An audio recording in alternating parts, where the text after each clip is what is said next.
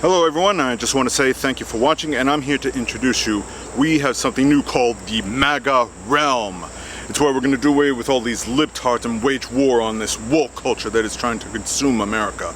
We are going to get rid of that lowlife President Sleepy Joe, and we are going to put Donald J. Trump back in the White House where he belongs, because he is our true president. We just might make him president number 46. We're going to get rid of the FBI, and we're going to just put in our new MAGA law and order, because that is the true meaning of America. Welcome to MAGA! Sounds silly, right? Because it is. And it's the type of nonsense and speeches I've been seeing at rallies across the country, mostly in the red states, especially during the primaries going on. And I'm just curious to know, at what time did the GOP really devolve and just stop to think to themselves like, yeah, this is what we really want. This is what America is, you know, the whole MAGA thing, make America great again, which, by the way, he stole from Ronald Reagan. So, you know, it's not like Trump has ever had an original idea, but it's not just on him. He is what he is, but the people that vote for him and the sycophants, the politicians that choose to follow them, that have pretty much sold their souls, those are the ones that are really in question. Because is this really the image you want for your country? Is this really the type of America that you believe in? I don't. And, you know, while these rallies, they may be entertaining and all, the truth remains is that when I'm voting, I'm not voting for entertainment. I'm voting to put people to get a certain job done.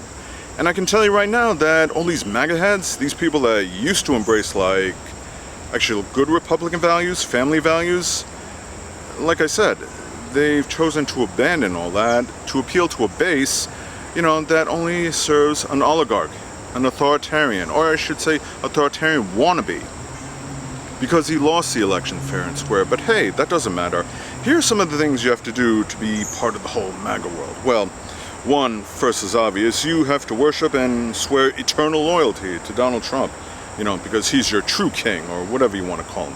It doesn't matter, you know. Facts and evidence and all that, we don't have time to go fact-checking and stuff like that. We believe in alternative facts. And if it's evidence that's against him, fake news. You don't believe in democracy. Yeah, that's right. You've chosen to abandon democracy, right? Because you think the whole voting system is rigged. Unless you win, you know, whether it's a primary or an election, you know. It's rigged, but if you win, then it's okay. So, oh, I see. There's a double standard. But again, contradiction, hypocrisy, doesn't matter. It's always going to be there. They just don't care. Again, lie consistently, alternative facts, you know, when in doubt. And, oh, and if you're into QAnon and conspiracies, you'll fit right in. That's what's become of, you know, GOP. You know, I would call them conservatives, but they're not conservatives. They're more extremists that have just taken on this whole new form. And even though they've been weakening from what I've seen, there's still a good number of them out there that choose to believe this nonsense. And it doesn't make any sense, because here's the kicker, and this I'm stressing more to the voters, is you need to ask yourself the one question, and I still ask it to this day, and I never really get a straight answer, is that what are they doing for you? What are they doing for the country? Or just you, for that matter. Okay? Let's focus on the Trump administration for, you know, before Joe Biden, those 4 years. Now, I know you can cherry pick a few small accomplishments that he did. I'll give him that. And mostly he's going to boost the thing about, well, the economy was doing great and the stock market was doing great. Yeah, but here's the thing. The economy was actually in pretty good shape during the Obama administration. And as far as the stock market goes, not everybody I know is heavily invested in the Dow Jones. They don't own a huge, vast stock portfolio.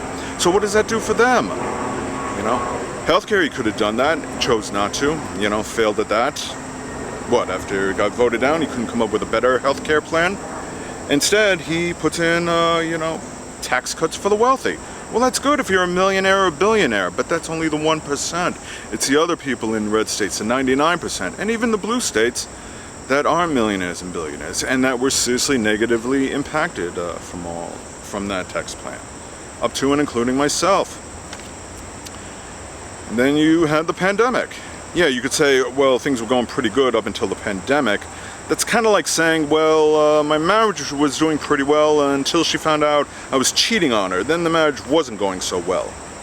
He could have handled COVID better by encouraging people to wear masks, by pushing more for vaccination. Yeah, he did the warp speed, I'll give him that, but prior to all that, there were a lot of people dying as a result of COVID, to which case he was telling them, inject yourself with disinfectant. Put light into the body somehow, and that'll help, I think. And they were also more intent on pushing a Supreme Court justice, before the election. And look how that's turned out for us. So, women have lost the right to their own bodies because of the whole voter fraud and all that other stuff. They're now putting restrictions on voting. That may or may not affect you, but it should concern you, because if they can do all that, who's to say they're going to stop there? One of the MAGA nominations in Alaska, she won a primary, I'm blanking on her name, but she put out a speech where she feels that women and men aren't equal. Really? So maybe we shouldn't just stop at, reproductive rights. Maybe we should take away their right to vote and everything, and keep making sure that they don't have equal pay, because, hey, they're not equal. Not my words, hers.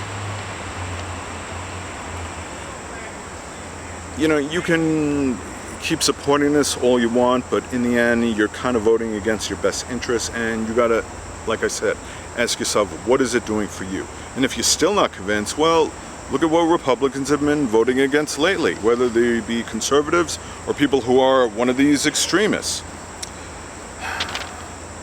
The minimum wage increase, they voted against. The infrastructure bill, they voted against. The lowering drug costs, they voted against. They didn't want to codify the right to contraceptives, protections for same-sex marriage. Oh, and expanding care for war veterans. So much for supporting our troops. Which begs the question, what the hell are these people really in it for? And the simple truth is, they're in it for big corporations, for the wealthy, for the rich CEOs, so they can lobby money from them. It means they're only in it to stay in power. I have no problem with a Republican being in charge, as long as he's doing his job. And these extremists, these conservatives, have shown time and time again that they're not doing that they're voting against, our best interests. They're voting against the needs of the people in the country. So, you can support MAGA all you want, but, if you can't think of a good thing that you gain from it, I would love a conservative to put in the comments, during the Trump administration, he did this and it proved beneficial to me and my family. I would love to hear some arguments, but you never hear any of that, so.